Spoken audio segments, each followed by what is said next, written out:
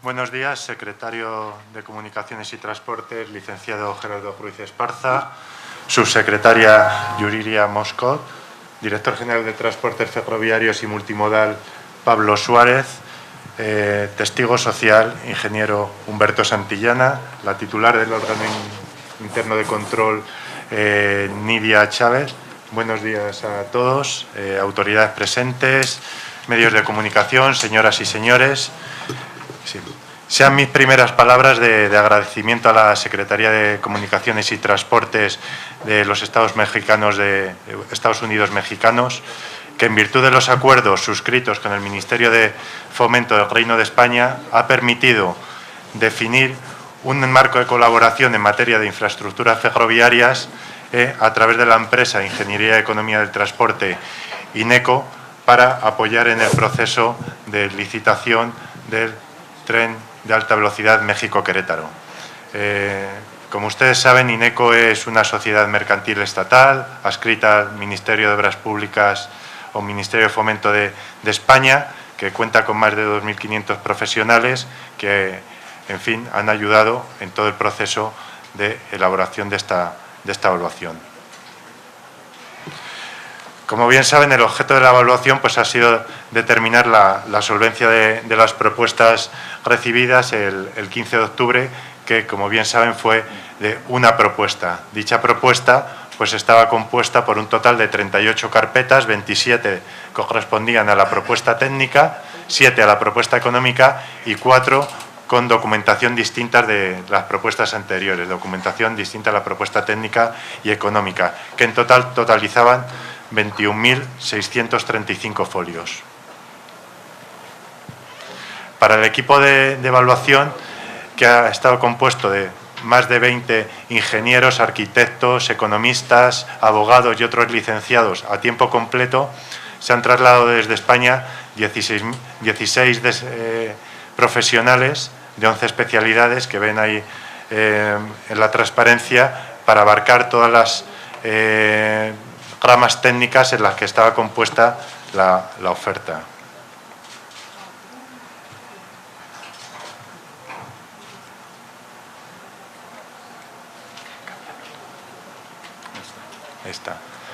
Como ha dicho el contador Suárez, se han empleado más de 4.500 horas de trabajo, 800 de las cuales fueron anteriores a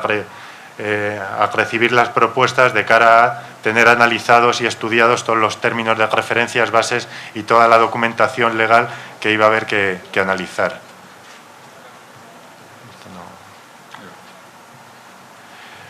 Para elaborar dicha evaluación se elaboró una metodología que pueden ver ahí detallada, que consistía en cuatro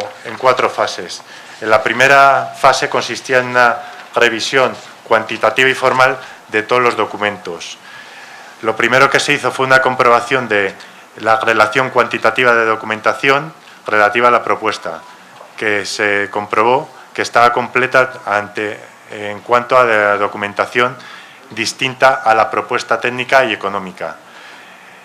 Se comprobó el cumplimiento de todos los formatos de la presentación. En primer lugar, dentro de la documentación distinta a la propuesta, en atención a lo señalado en la convocatoria, se comprobó que todos los formatos indicados en la misma estaban en dicha propuesta. Se llevó a cabo el análisis cualitativo de los mismos, de carácter legal, todos los documentos solicitados, verificándose tanto en sus términos como en su contenido. Toda la información de los documentos presentados cumplieron con lo requerido en la convocatoria.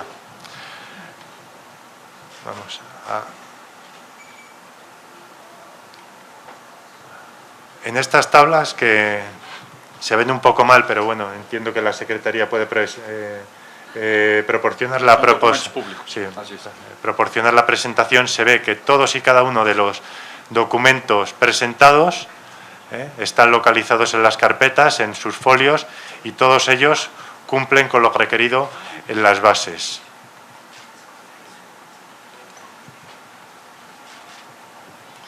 En cuanto a las causas para el desechamiento de las propuestas, que habría causas generales de desechamiento, en el que se analizaron 10 supuestos, y causas técnicas y económicas relativas a los componentes del proyecto, que también eran 5 supuestos, se analizaron todos de acuerdo con la base 14ª y numerales 1 a 7, 8, incisos A, D, F y 9 de la convocatoria, comprobándose que todos estaban correctos y todos cumplían, por lo cual no había ninguna causa para el desechamiento de la propuesta, con lo cual seguimos avanzando en el análisis de la misma. Como fase 2 se hizo una revisión de la congruencia de los documentos, que lo que aparecía en unas carpetas y en unos documentos y en unos anexos coincidía con lo que se decía en la memoria que iban a contener. Toda esa congruencia global de toda la propuesta quedó comprobada. Y por último se pasó ya a la fase más importante, que sería la evaluación técnica de la propuesta para determinar la solvencia de la misma. Como ven ustedes, en la transparencia, dicha tarea constó de tres fases. En primer lugar, se realizó una metodología de evaluación, se vio el sistema de puntuación que se iba a seguir y, por último, se realizó la evaluación en función de la documentación presentada. En dicha metodología, dada la complejidad de la oferta, se determinaron 11 especialidades de análisis que tienen ahí indicadas, que serían proyecto, terracería, estructuras, túneles, vía, electrificación, instalaciones de comunicación, instalaciones de señalización, estaciones, tanto la parte de arquitectura como instalaciones interiores, material rodante, los trenes, y la fase última de operación y mantenimiento. En todas y cada una de esas especialidades se realizó unos cuestionarios de tal forma que se analizase que cumplían lo indicado en la convocatoria,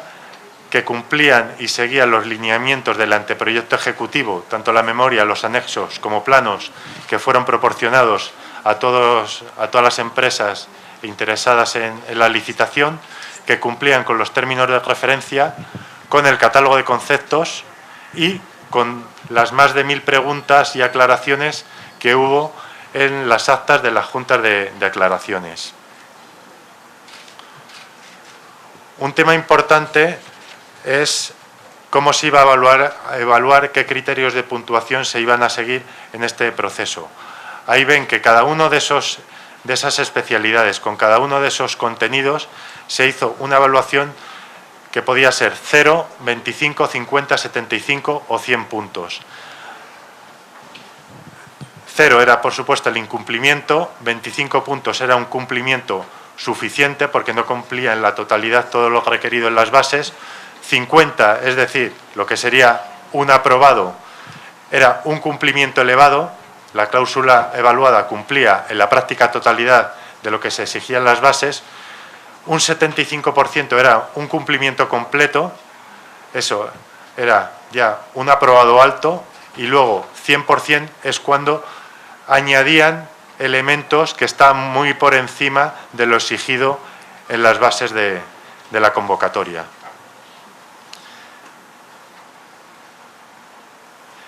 En base a toda esta documentación y todo este análisis, se evaluó la propuesta en función de la escala que venía recogida en las bases de licitación, que hacía mención a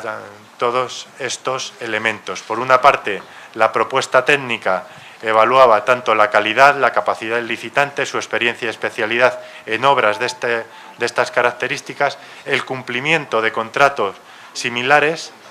el contenido nacional de participación en la propuesta de empresas mexicanas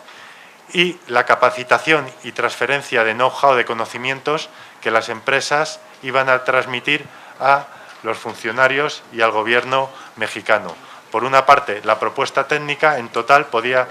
sumar un total de 50 puntos. Por otra parte, la propuesta económica, que tenía el otro 50% de los puntos hasta totalizar 100, va evaluada en función de una fórmula relativa a la oferta más económica respecto a la oferta más cara, y ahí había una fórmula a aplicar, y con el beneficio que recibía el gobierno mexicano en función de la financiación que también tenía un epígrafe para introducirlo en dicha fórmula. A raíz de todos estos elementos se ha evaluado la propuesta y los resultados de la evaluación los tienen ustedes en esta transparencia, donde se indican los puntos obtenidos en cada uno de los epígrafes de la propuesta técnica en este caso, que totalizan 44.4 puntos sobre un total de 50. En cuanto a la evaluación económica, según los términos de referencia, al igual que en la propuesta técnica, se evaluó el cumplimiento de todos los requisitos, tanto legales como formales, de la misma. Se comprobó la carta de propuesta, la lista de insumos, el programa de ejecución general de todos los trabajos, el presupuesto y el análisis de todos los precios unitarios, concepto por concepto, que componían la propuesta económica, que, como les he comentado anteriormente, estaba compuesto por 4 carpetas. De la evaluación de la propuesta económica, la evaluación de cada uno de esos epígrafes, se ve que en todos ellos la propuesta cumple con los requisitos de las bases y los términos de referencia, por lo cual se podía proceder a calcular el resultado final de la puntuación de la misma. He de señalar, que no lo he indicado anteriormente, que para haber pasado a la evaluación económica de la propuesta, el licitante debía tener más de 37.5 puntos en la propuesta técnica, es decir, un 7.5 sobre 10 para poder proceder a la elaboración de este análisis. Como obtuvo 44.4, equivalente pues a un 88.8 sobre 100, se pasó a evaluar la propuesta económica, cumpliendo ella todos los requisitos. El presupuesto de la propuesta, como pueden observar, es de 43.096 millones. Era el costo tanto de la elaboración del proyecto como la construcción, como el suministro de todos los sistemas de seguridad, comunicaciones y el material rodante. Y luego los 5 años de operación del sistema tenían un costo de 7.723 millones de pesos. En total, 50.820 millones de pesos asciende la propuesta. Según el anexo E01 de la propuesta económica de las bases de licitación, calculándolo con el beneficio que iba a obtener el gobierno mexicano en función de la financiación, que ahora lo detallaremos, se hizo el cálculo de puntuación de la misma y al no haber otro licitante, los puntos obtenidos eran 52,46 debido a ese beneficio que iba a obtener el gobierno mexicano, pero como la puntuación máxima es de 50 puntos, pues se le otorgó la puntuación máxima de 50 puntos. En cuanto a el financiamiento ofrecido por el licitante, que era una opción que, según las bases, podría aportar, el proponente aportó dicha opción, dicho financiamiento, aportando un monto de crédito del 85% de la propuesta, que en dólares se elevaba a 3.221.4 millones de dólares. Ofrecía 2 alternativas de financiación, una con un interés fijo y otra con un interés variable en función del LIBOR a 6 meses más 100 puntos básicos. Dicha documentación fue analizada por la Secretaría de Hacienda y dio de alguna forma su validación a toda la documentación presentada, indicando que la opción más ventajosa para el gobierno mexicano era la correspondiente a una financiación con una tasa de interés fijo que en el momento que se elaboró la propuesta era del 3.22%, lo que supone un ahorro para el gobierno mexicano de 2.767,9 millones de pesos. En resumen, el resultado de la evaluación realizada por INECO, que ha quedado recogido en un documento de más de 600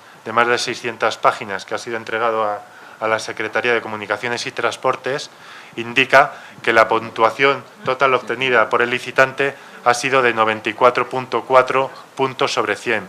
Por lo tanto, la propuesta analizada resulta solvente, cumpliendo todos los requisitos legales, técnicos y económicos exigidos en las bases. Muchas gracias.